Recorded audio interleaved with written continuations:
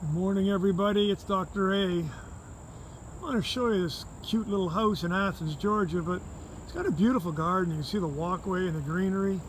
But what I really want to show you is what is just kind of peering over the garden gate, as they say. These are beautiful, beautiful sunflowers. The perennial swamp sunflower, otherwise known as Helianthus. And this Helianthus, it's October the 12th or so, whatever it is right now, and this is when they flower. And look at the flowers. And I want to take you a little closer because I want to show you that, I guess if you look hard enough you can find a little smudge or something here and there, but the leaves are spectacular. There's not a bit of disease or insect damage on them. And again, of course, if you look closely, you'll see swarms of bees and butterflies and whatever else.